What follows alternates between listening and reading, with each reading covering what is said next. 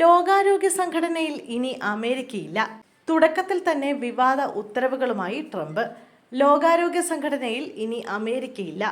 പരിസ്ഥിതി സംരക്ഷണത്തിനുള്ള പാരീസ് ഉടമ്പടിയിൽ നിന്ന് അമേരിക്ക പിന്മാറുന്നു. പ്രസിഡന്റ് ഡൊണാൾഡ് ട്രംപ് ഉത്തരവിൽ ഒപ്പിട്ടു. ലോകാരോഗ്യ സംഘടനയ്ക്കുള്ള എല്ലാ സഹായവും US അവസാനിപ്പിക്കുന്ന ഉത്തരവും ട്രംപ് പുറത്തിറക്കി. ലോകാരോഗ്യ സംഘടനയ്ക്ക് അമേരിക്ക നൽകുന്ന ഭീമമായ സാമ്പത്തിക സഹായം അനാവശ്യ ചെലവാണെന്ന് ട്രംപ് പറയുന്നു. വിഷവാതകങ്ങൾ കുറയ്ക്കാനും കാലാവസ്ഥാ വ്യതിയാനം തടയാനും ലക്ഷ്യമിട്ട് ലോകരാജ്യങ്ങൾ ഒപ്പിട്ട പാരീസ് ഉടമ്പടിയിൽ നിന്ന് അമേരിക്ക പിന്മാറിയെന്ന ഉത്തരവിലും ട്രംപ് ഒപ്പിട്ട് കഴിഞ്ഞു.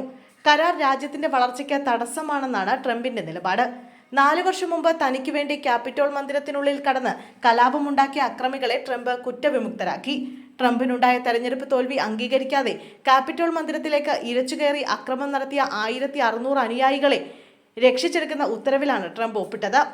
ലോകത്തിനു മുന്നിൽ അമേരിക്കയെ നാണം കെടുത്തിയ ഈ കലാപകാരികൾക്ക് ഇനി തുടർ വിചാരണയില്ല.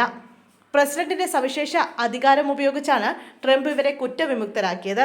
അനധികൃത കുടിയേറ്റം തടയാൻ മെക്സിക്കൻ അതിർത്തിയിൽ അടിയന്തരാവസ്ഥയും പ്രഖ്യാപിച്ചു. അമേരിക്കയിലെ 90 ലക്ഷത്തോളം വരുന്ന ലൈംഗിക ന്യൂനപക്ഷങ്ങൾ ഇനി രേഖകളിൽ ഉണ്ടാകില്ല. അമേരിക്കയിൽ 2 വർഗമേ ഉള്ളൂ, ആണും പെണ്ണും എന്ന് പ്രഖ്യാപിച്ച ട്രംപ് സർക്കാർ രേഖകളിൽ ട്രാൻസ്ജെൻഡറുകൾ ഉണ്ടാവില്ലെന്ന ഉത്തരവിലും ഒപ്പിട്ടു. അമേരിക്കയിൽ ജനിക്കുന്ന ഏതൊരു കുട്ടിക്കും സ്വാഭാവിക പൗരത്വം ലഭിക്കുന്ന ജന്മാവകാശ പൗരത്വ രീതി അവസാനിപ്പിക്കാനുള്ള നടപടികൾക്കും തുടക്കമായി. ബൈഡൻ ഭരണകൂടം ഇറക്കിയ 80 ഉത്തരവുകൾ ട്രംപ് റദ്ദാക്കി. ഭീകരവാദത്തെ പിന്തുണയ്ക്കുന്ന രാജ്യങ്ങളുടെ പട്ടികയിൽ നിന്ന് ജോ ബൈഡൻ ക്യൂബയെ ഒഴിവാക്കിയിരുന്നു. ഈ തീരുമാനം റദ്ദാക്കി ക്യൂബയെ ഭീകരവാദ പട്ടികയിൽ വീണ്ടും ഉൾപ്പെടുത്തി. സർക്കാർ നിയമനങ്ങൾക്ക് കർശന നിയന്ത്രണം ഏർപ്പെടുത്തി. രാജ്യത്തെ എല്ലാ ഖനന നിയന്ത്രണവും പിൻവലിച്ചു.